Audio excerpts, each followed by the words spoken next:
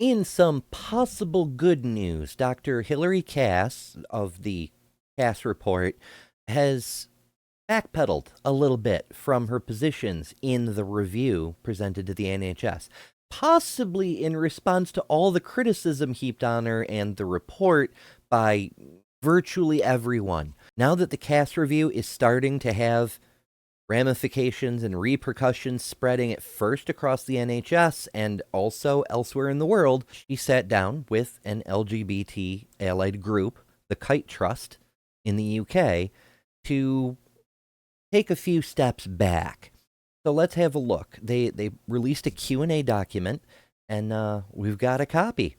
On the 17th April, the Kite Trust and other LGBTQ plus support organizations met Dr. Hilary Cass and her team to get answers to the questions raised by trans young people and their families in the wake of the report release. Here are her answers. First, are all the recommendations made in the Cass Review report now in effect straight away? No. The Cass Review report made recommendations to NHS England. NHS England is now responsible for reviewing them and deciding if, how, and when aspects should come into effect. Question 2. Is the Cass Review report advocating for all trans healthcare for 18 to 25-year-olds be stopped? Is the Cass Review report saying that trans people would be better off if they didn't transition? The Cass Review report made a recommendation for follow-through service for 17 to 25-year-olds connected to the Children's Service because there have been issues with individuals having gaps in their care when being transferred between children and adult services at the age of 17. The word transition was used in the report to mean a transition between NHS services and not in reference to the gender transition. So the report was poorly worded. We already knew that, but not in the way they're implying here. Dr. Cass feels this is important that young people get a continuity of care, that they are properly supported, potentially by seeing the same doctors, nurses, and other specialists beyond the age of 17. Anyone referred for the first time aged 18 or over would be directed straight to an adult service, as is currently the case, and the proposal would allow those who were first seen as children to move to opt into moving to an adult service when they wanted to do so. Yeah, that's how that's written. To opt into moving to an adult service when they wanted to do so. It is outside the remit of the Cass Review to say anything about the prescription of gender-affirming hormones from the age of 18 onwards, and there are no recommendations made around this matter in the report. Question 3. If the 18 to 25 follow-through system were to come into being, what would that look like? Dr. Cass would like to see trans people never having a gap in care between children's and adult services, which has been too often the case previously. As such, the recommendation is for there to be two streams of care provided for 18 to 25-year-olds. The first would offer continuity of care for those who have been patients of a children's service, and the second would be a route for direct referral into adult services, as is currently the case. It is noted that the period around transferring from children's to adult services has correlated with high risks around mental health and well-being, and an aim of the follow-on service is to address this and ensure support is available. The service is envisioned as a new provision to further expand the capacity and access to gender-affirming healthcare for 18 to 25-year-olds, which would be really, really nice. In fact, expanding healthcare in the UK would be a good start, period, with wait times in the years and clinics closing as a response to the Cass review. Yeah, maybe a lot of things could have been worded a little better. Now that it's too late, we're getting some corrections. Next question. Is Dr. Cass against a ban on conversion therapy? Dr. Cass has stated that there should be zero tolerance for conversion practices, and it should be a matter for a regulator to investigate if anyone is found to be causing harm in this way. Dr. Cass is keen for legislators to enact a ban on conversion practices, and that this ban should come with enough support for NHS staff to understand the difference between conversion practice and supporting young people who are yet fully certain about their gender identity. I think that's supposed to be not yet fully certain. But that is an excellent point, one that has been brought up in reviews of the Cass review and criticisms of it, that a huge amount of practitioners across the NHS system don't know anything at all about trans healthcare. And it would be great if maybe they did. Does Dr. Cass believe puberty blockers are unsafe drugs? If so, why is okay for them to be prescribed to cis kids and not trans kids? That's an interesting one. The first thing that happened in the entire NHS network following the Cass review was in Scotland, they put an immediate pause on prescribing puberty blockers to new patients. Patients who currently have it will still have access to them, but anybody new, tough luck, you just have to go through the wrong puberty, so sorry, but it's okay for cis kids to have them. The answer: the Cass review report does not conclude that puberty-suppressing hormones are an unsafe treatment. The report supports a research study being implemented to allow prepubertal children to have a pathway to accessing this treatment in a timely way and with suitable follow-up and data collection to provide the highest quality of evidence for the ongoing use of puberty-suppressing hormones as a treatment for gender dysphoria.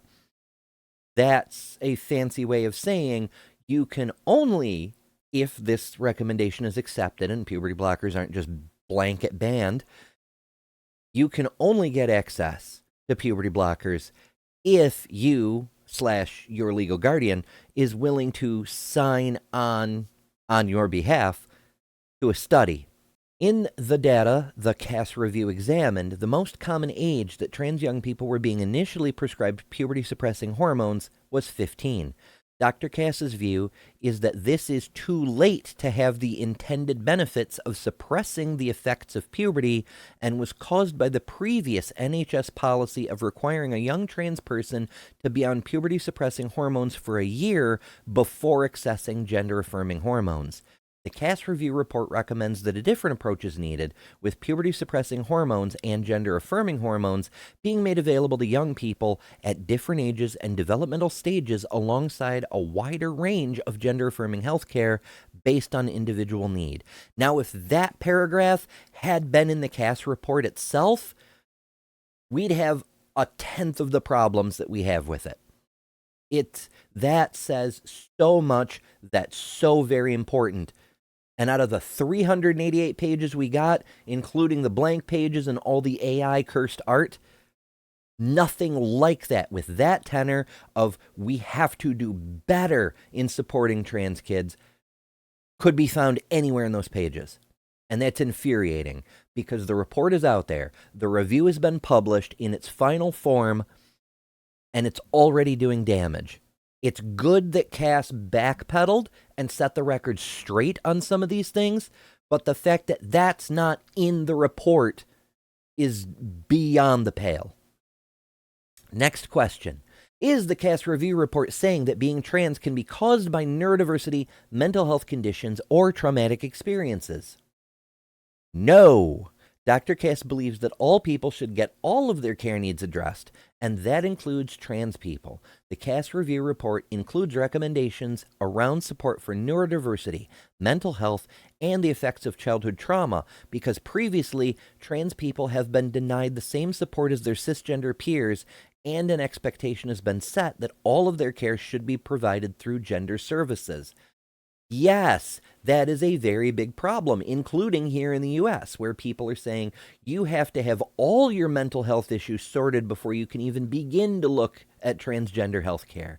And that's an impossible position because a lot of depression, anxiety, and other issues come directly from gender dysphoria. Many of them cannot be treated any other way.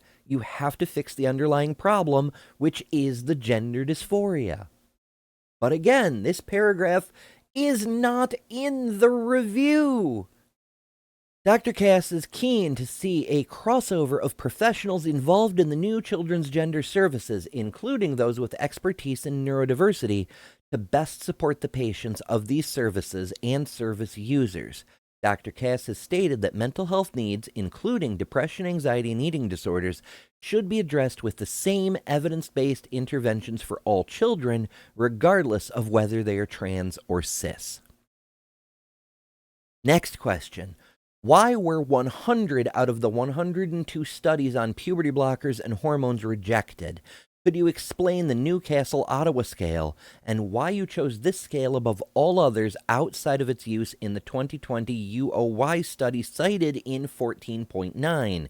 Would it not be wise to have used a scale that didn't prioritize randomized control trials, since double blinding using hormone treatments is impossible?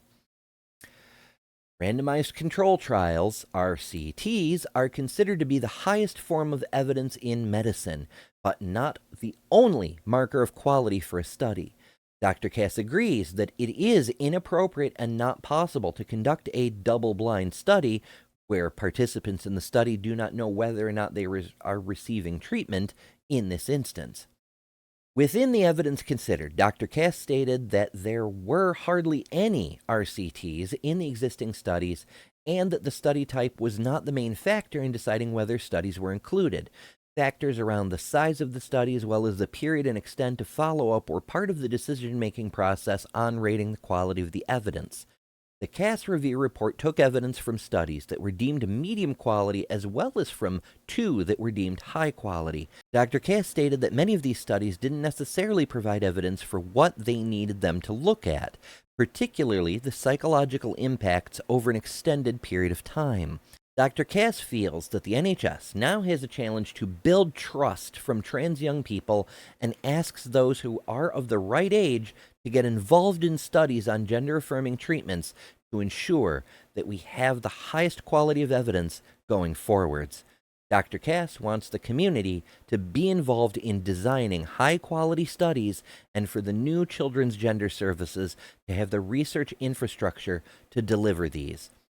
That's another thing that could have been phrased better in the review, if that's how Dr. Cass actually feels, because the tone, the implication, and what the politicians have taken away from the review are that gender services, particularly gender services for children, should be shut down. If Dr. Cass is saying there needs to be more and better, that's very different from what the report seems to communicate. Final question. What was the motivation behind Dr. Cass's meeting with Patrick Hunter, the architect of Florida's anti-trans SB 254 bill in 2022? Did this inform the report? Patrick Hunter approached the Cass Review stating that he was a pediatrician who had worked in this area. The Cass Review team were not aware of his wider connections and political affiliations at this time, and so he met the criteria for clinicians who were offered an initial meeting. This initial contact was the same as any pediatrician who approached the study. The Cass Review team declined any further contact with Patrick Hunter after this meeting. Patrick Hunter and his political connections has had no influence on the content of the Cass Review report. And that's more than a little sus, because the reason this connection between Cass and her team and the Florida team is because of court documents. It came out during a criminal proceeding following the exposing of Florida's medical board, who, it is plain to see, it is a legal fact in public court records now, set out to ban trans health care and then went looking for evidence to support it rather than reviewing the evidence. Their goal was, before even looking at anything, to ban trans health care. We found out about the contact between Patrick and the Cass team from those court documents, and those court documents show a hell of a lot more than this is what went on. There was communication back and forth. The Cass team asked for copies of the Florida material, which you can see echoes of in the Cass report. It's just not true. It's just not true. And we know it because we can see the evidence. We can see the emails and the communications back and forth. They're in the court records. I don't know why Dr. Cass's mouthpiece is lying about something that we can easily check ourselves, but the fact that this is not true casts a lot of doubt on the other answers that we've heard. I really wish Dr. Cass actually did feel this way about youth trans healthcare, since we have one glaring falsehood in here and other things that say differently than what the review actually said.